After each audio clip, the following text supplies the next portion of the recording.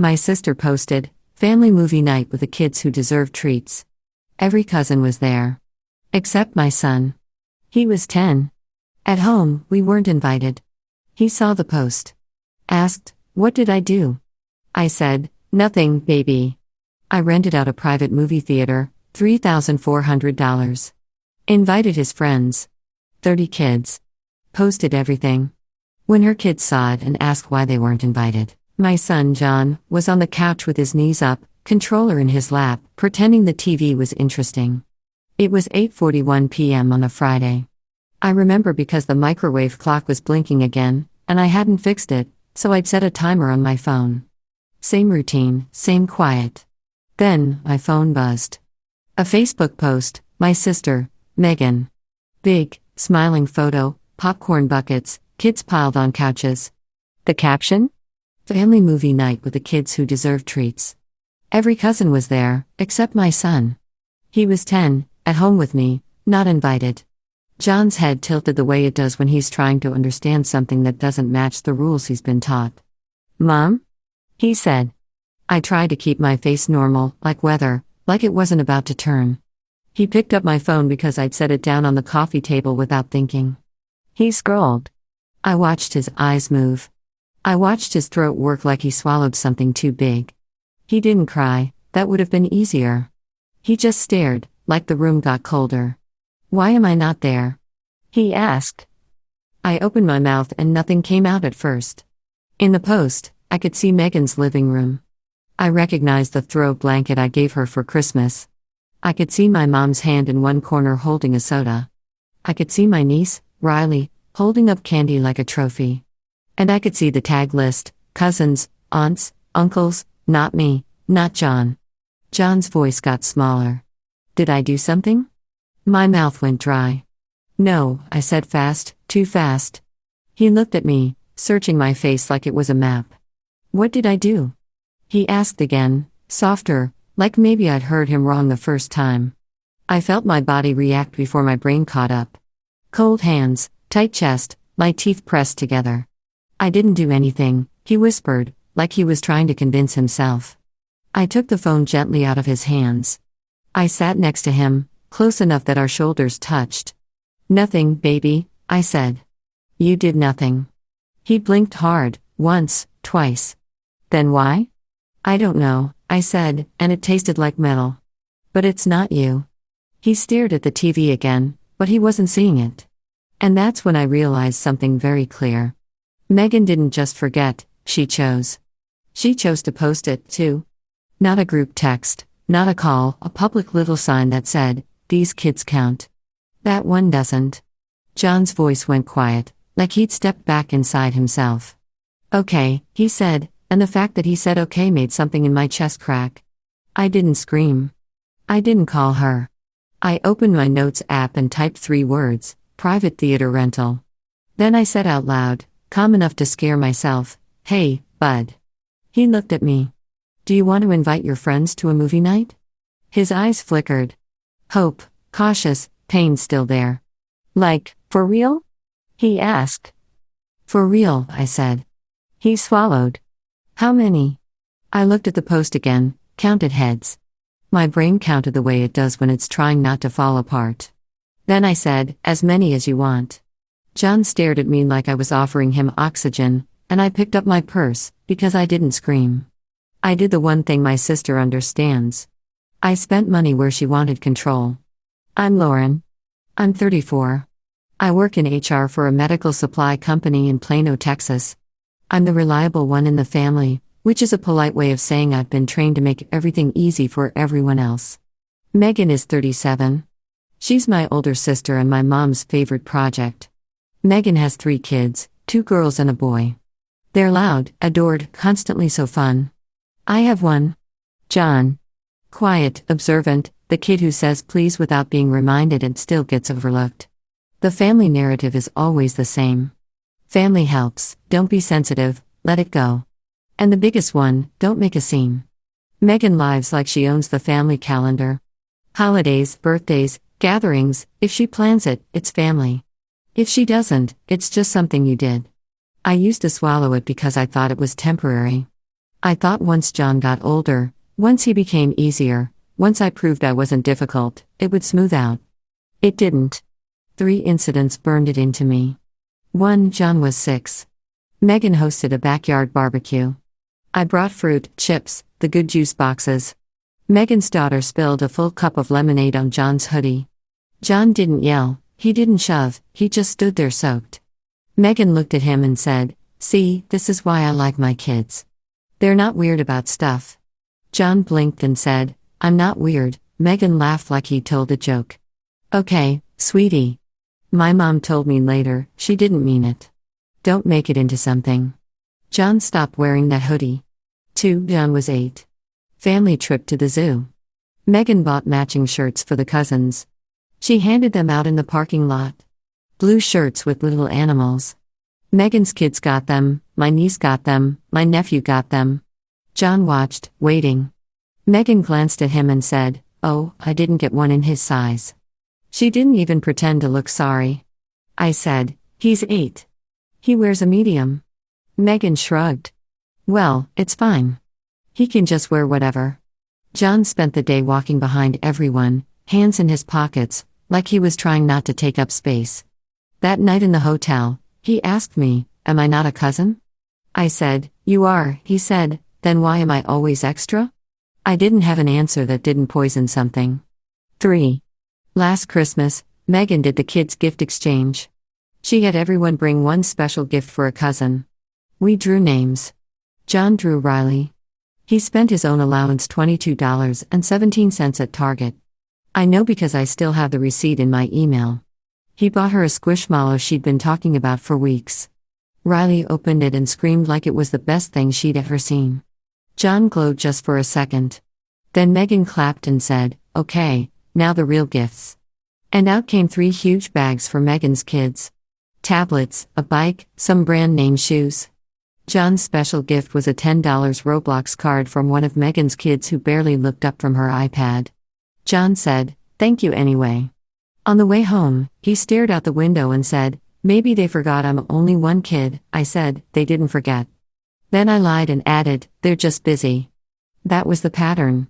Not one big explosion, just death by 1,000 tiny exclusions. Megan's cruelty always came dressed as reasonable. If I called it out, she'd sigh and say, "Lauren, don't do this." My mom would back her up.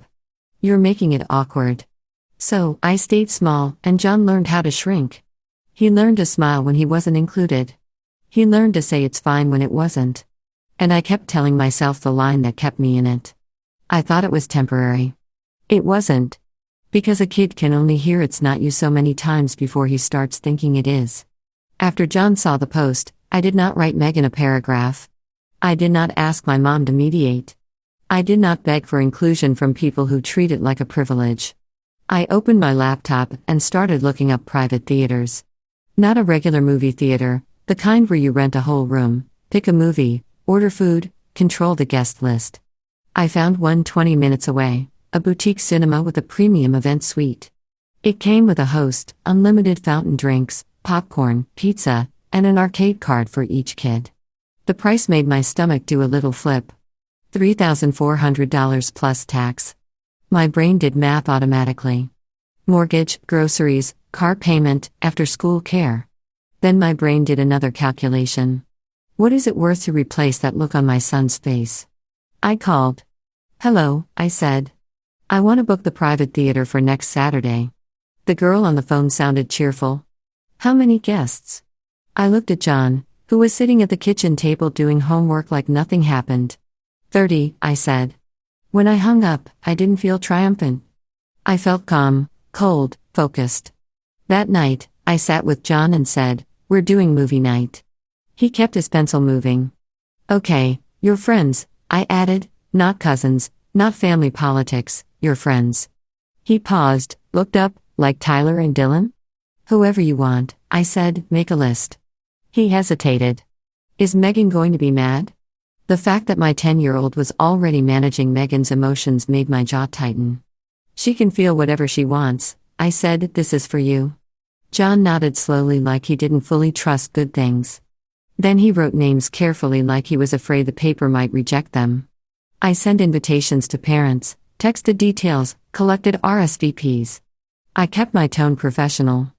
Hi, John's doing a private movie event next Saturday, 4 o'clock to 7 p.m. food included. Please reply with allergies. Receipts started forming automatically. A folder on my phone, screenshots of Megan's post, my booking confirmation, the invoice, the guest list, the RSVP thread, and the allergy notes. Because when you come from my family, you'll learn that if you can't prove it, it'll be rewritten. Wave 1 of escalation came fast. Megan called the next morning. I let it ring twice because I didn't want my voice to sound anything other than steady. Hello? Her tone was light, too light. Hey, so you okay? I'm fine, I said. Mom said you seemed upset last night, she said like she was gently diagnosing me. I'm not upset, I'm clique. Silence. Then, about the movie night. I didn't answer. Megan sighed. Lauren, it was just a little family thing. You posted it, I said. So, she snapped, dropping the act for a second. Then she recovered. Look, you're overreacting. I'm not, I said. John was hurt. Megan did that little laugh like empathy was a hobby she didn't have time for. Kids get hurt over everything. He asked what he did wrong, I said. Megan paused like she didn't like that fact. Then she said the reasonable line, the one that's cruel if you actually hear it. Well, maybe it'll motivate him to be more involved. My hands went cold. Be involved in what? I asked. You know, she said. He's quiet. He doesn't blend. Blend? Like my son was a stain. I stared at my kitchen counter, at John's handwriting, at the list of friends he'd picked with care. Don't talk about him like he's a problem, I said. Megan's voice sharpened. Don't put words in my mouth. You just did, I said. Then she tried to reframe it as help. We were giving the kids a treat, she said. The kids who have been good, who've been showing up. John shows up, I said. You just don't count him. Megan huffed. Wow, okay. You're being dramatic. I didn't argue. I said, we're done with this conversation, and I hung up.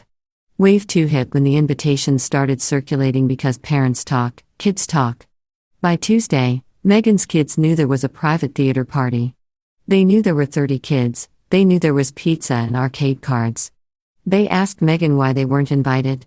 And Megan did what she always does when she feels control slipping. She called my mom. Then my mom called me. Lauren, she said, tired and disappointed, like I'd ruined a rug. Why are you doing this? I'm having a party for John, I said. My mom exhaled. But you're making it look like you're retaliating. I stared at my calendar, at the booking confirmation, at the amount I'd already paid. I'm not retaliating, I said. I'm replacing something Megan took. My mom went quiet.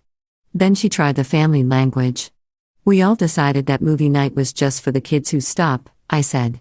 My voice was still calm, but it felt like steel. You weren't protecting anyone. You were excluding a 10-year-old. My mom's tone tightened. This is going to cause drama. John was already hurt. The drama happened. You just didn't mind it because it wasn't Megan's kid. Silence again. My mom tried a softer angle. You could have just talked to Megan. I did, I said. She said it would motivate him. My mom didn't defend that. She couldn't. So she pivoted to the real lever. Just don't post it, she said. There it was. Not don't hurt Megan's kids, not I'm sorry John felt left out, just don't make Megan look bad. I stared at the phone. Then I said, I'm going to post it. My mom's voice went sharp. Lauren, I'm not arguing, I said. This is his night. And that's when I stopped trying to make them understand. I started documenting because I knew what was coming next. The rewriting, the minimizing, the that's not what happened, the you're sensitive. Receipts don't care about family narratives. Saturday came. John woke at 6:13 a.m. even though the party wasn't until 4 o'clock. He trailed me through the kitchen while I packed extra napkins, checked allergy notes, and printed the theater waivers. At 4:32, we pulled into the parking lot. Kids poured in, parents herding them, backpacks bouncing. John's shoulders were tight until his friends yelled, John, bro, this is sick. No way your mom rented the whole thing? He smiled, real, not careful, and my throat burned. Inside, the host handed us wristbands. Happy birthday? It's not his birthday, I said. It's just his night. She nodded like she understood. We took simple photos, no insults, no targets, just proof. John under the marquee with his name, John gripping a popcorn bucket bigger than his head, John in the best seat with kids who chose him. At 4:18, when the lights dimmed, I stepped into the hallway and posted 3 photos. Private movie night for John and his friends. 30 kids, full theater, because he deserves to feel included. No tag, no mention of Megan, just the truth.